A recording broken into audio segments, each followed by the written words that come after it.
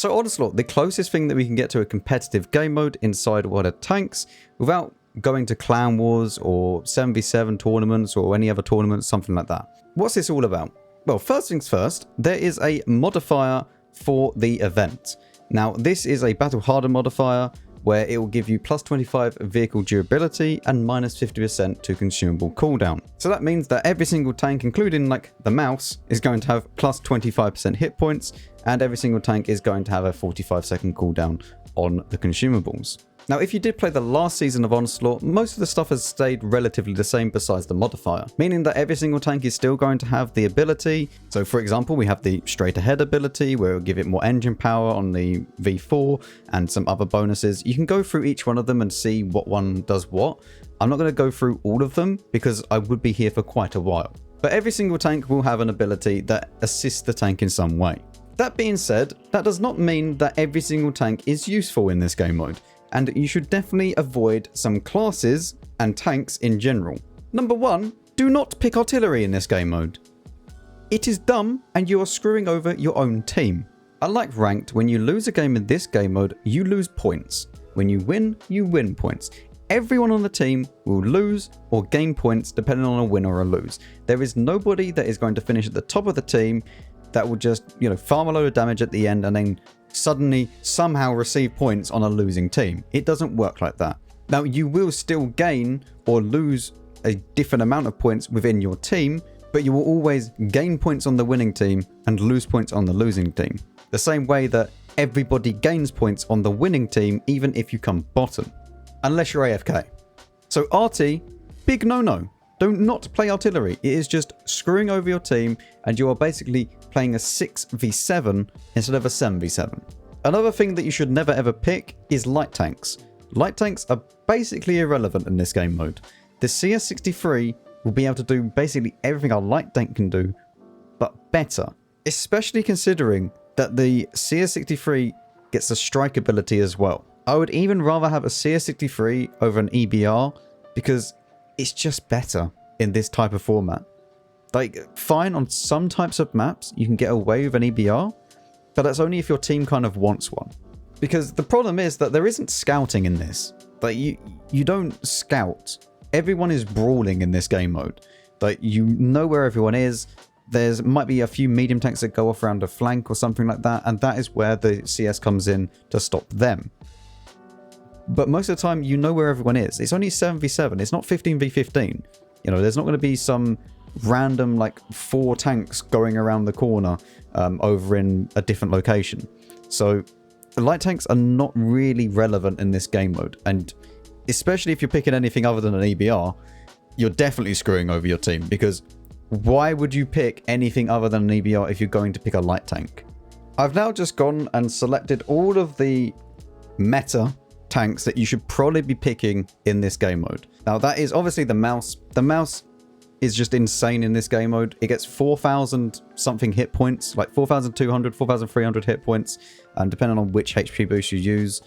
And yes, every single tank should be using HP turbo rammer, unless it can't really choose that. Obviously, on something like the T57 Heavy, you're not going to be choosing rammer, are you? So it'd be HP turbo and stab. Now, there is one exception, which is the STRV. Now, the reason why there's camo net here is for a very, very good reason. The STRV is only really picked on certain maps where you can get away with it. Westfield is one of them. Now, it has an ability where for 20 seconds, if it goes for a full tier 3 upgrade ability, it will go to 0.01 dispersion, which means that you are hitting everything as long as you can aim. There's hardly any RNG involved when you're playing this tank. But it also has an ability of when your vehicle is not being spotted at the time of the shot, your damage can be increased by 35%, as long as the target is over 250 meters away. Meaning that staying unspotted at the time of shooting is imperative. So I have vents, rammer, and a camo net. And with that, I gain 69% camo. And I even have 13% after firing. I could even put on the directive for camo ability, and I get to 71%. There you go. Even better. So staying unspotted in the STRV is super important. So get behind some camo, make sure you're far enough behind, activate the camo net, and just farm damage. But for everything else, like HP Turbo Rammer is what you choose, or HP Turbo Stab, or anything like that, depending on the actual class of the vehicle. For something like the TVP, you can get away without using a turbo on it because it's already fast enough, and it benefits greatly from the vents. Probably more than a turbo would actually help it out. But that's the main equipment choices. Now, the reason why you choose a TVP is because this tank is actually insanely good. Like, its DPM goes through the roof. It gets an ability that, as long as it's level 3, your reload time goes down to 9 seconds or so for a full complete reload. And to get that to level 3 is basically one clip. So as long as you're doing a full clip each time, you're basically having a 9-second like full clip reload. So your DPM is mental in this tank if you're hitting your shots. As much as I don't really like the STB, it is there though because, you know, it's an STB, people are going to love it. And it does also get the Inspire perk, so it's going to increase everybody's crew skills by 35%. TVT7 Heavy, we did touch on the equipment earlier, but the ability is Focus on Target, where it basically gets insanely good dispersion. And the actual intraclip between each shell is lowered by 0.8 if you're on like tier 3 level, which means that you have 1.2 seconds intraclip reload on a T57 Heavy. So these are the tanks that I recommend you choose. I wouldn't bother with anything else, honestly. Yes, I know some people are going to say, oh, well, I've been having luck in this tank and that tank. But honestly, once you get higher up, these are the tanks you should be choosing. If not, then you're kind of just screwing over your team because you need to pick the best of the best tanks for the map dependency. And most of the time, you could get away with a mouse in nearly every single map. Nearly every map. Westfield, not so much, but that's where the S-Conk comes in. So if you have like an S-Conk and a mouse, you can basically play every map. Anyway, we're going to go and play 1 or 2 games and see how it goes. So once you get into the game, you'll be here and you can select whatever vehicle you want to select.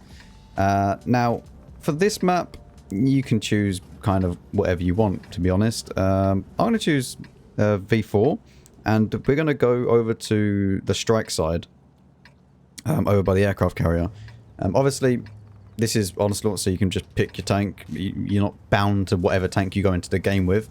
Also, I want to mention one thing. I don't know whether or not they fixed it by now, but make sure you go into your details and turn your shadow quality all the way down, because it was like there was a massive freezing problem with the game. So, and that fixes it. So if you've been having issues, then do that. But as you can see, we're going to go over to gain the strike over this side. Our team is going to the middle of the map, which is fine. And soon we will see what is going to happen. But like, tanks like the T62A, not worth picking. Like, why would you pick that if you... The same with like choosing a Cran. It doesn't make sense.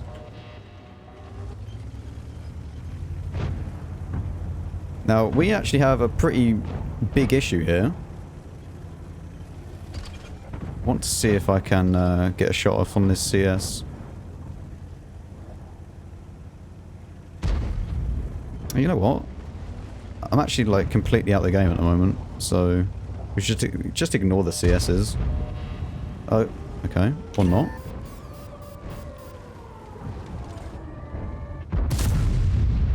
Okay. That's an interesting shot.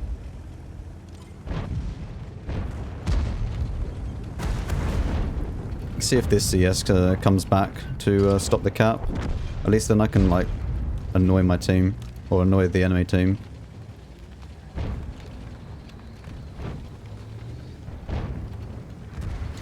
There we go. We get the strike. We can press 8 to get that strike. I'm going to launch it on that guy.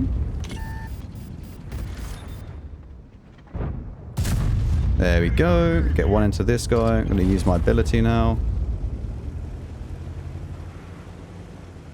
Which is absolutely fine. So I should be able to shoot this guy in a second.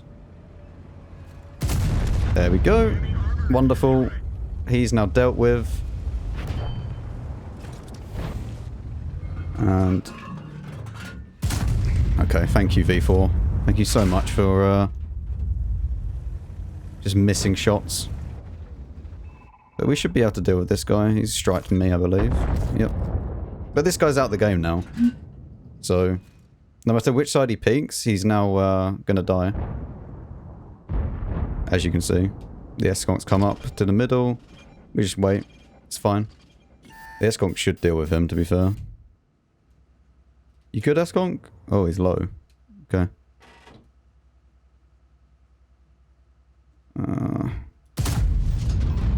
It's worth a chance. Man, I really want to do something, but like, I really don't want to let this guy out my sight.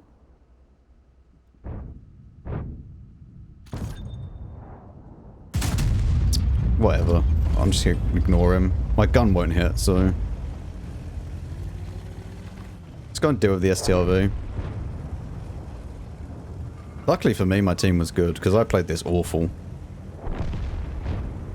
I played this really, really badly.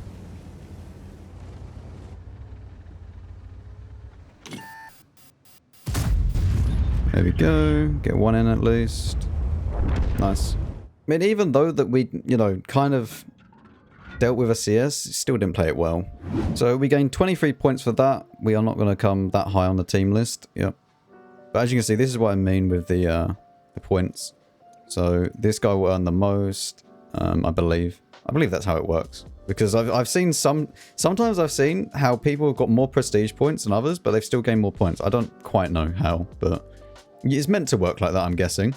I think the highest you can earn is like 41, maybe? I can't quite remember. But the lowest you can earn is 18. But we're going to play one more game. And now this is a mouse map. So that is what we're going to be choosing. See, like on this map, you want as many heavy tanks as you possibly can. Like a Centurion Action 10 is not worth it on this map. Like, it's just not. And like neither is an STB1. And obviously we're going to be firing full gold because why not? So let's don't quite get a free shot off there. They have a lot of super conks. Which is interesting.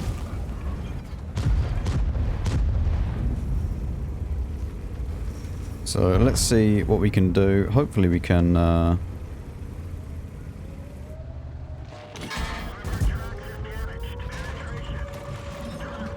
okay. So this T-57 just fired 2 shots. That's absolutely fine. He's now on reload for the next however long it is. So what we can do now is just push up. And we are going to focus fire the T-57 if we can. And now we're going to use our ability to get our health back. Or at least some of our health back. And there you go, there's one tank already dead. The problem being, though, that we need someone to decap the base. Okay, nice.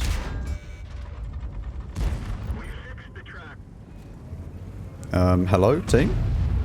Decap? Okay, well, we lose because no one can decap the base. Wonderful! Lovely! Very nice team. And that is how easily you lose points when your team is useless. So, there you go. 2 of our tanks done 0 damage. So yeah, that's Onslaught. It is very, very team dependent. And that is why you don't choose tanks that aren't meta. Because you're just going to lose and just annoy everyone in your team.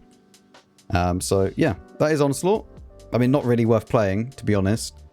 Unless you really want to play like a competitive mode.